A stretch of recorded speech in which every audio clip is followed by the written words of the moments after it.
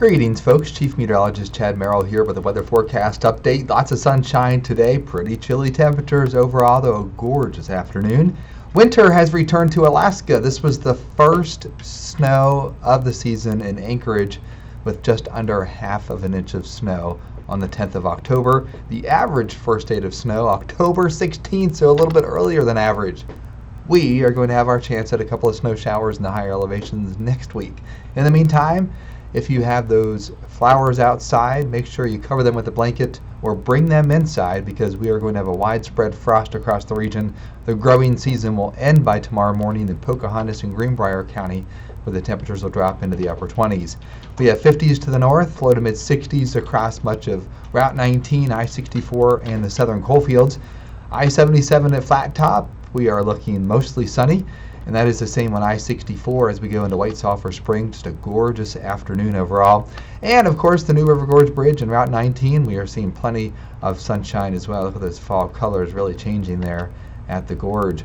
Tonight, temperatures dropping back into the mid-30s. Now, we are going to see the northern lights tonight. The KP index is already 7, forecasted to be 8 overnight.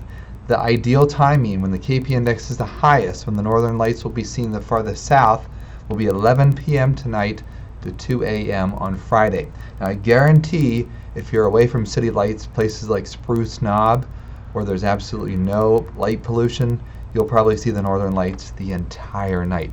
Take a picture, we'll put it on the air tomorrow. 68 degrees on your Friday, so we make leaps and strides with our temperatures.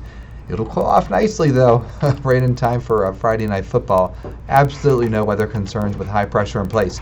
There is our storm. That's the hurricane moving away. We still have gusts 35 to 40 miles an hour from Tampa to Wilmington. That's hindering efforts a bit. And the northern lights show is actually impacting communications in these areas, including Asheville, where they continue to clean up from the drought disaster. I-75 at Sarasota, that camera is still not working, unfortunately. So, Milton is now a post-tropical cyclone, just a strong area of low pressure, accelerating away from the coast. Eventually, by early next week, it'll become a bigger storm, a gale storm across northern Europe, believe it or not. But the Atlantic Ocean is warm. The sea surface temperature anomalies ranked second. That is second highest since 1982, matching what we had last year. So we have plenty of fuel for these hurricanes to develop that we've seen over the past month.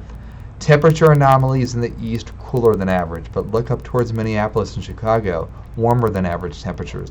Those warmer readings are heading in our direction. Yes, we have a couple of chilly nights, but I guarantee it's going to warm up through the weekend. Pressure right now lowering a bit, just the typical diurnal curve of the pressure. It'll start to rise later tonight, but you'll notice the front when it comes through. We warm it up this weekend, big pressure drop on Sunday, cold front comes through. On the back side of it, we have the coldest weather so far this season.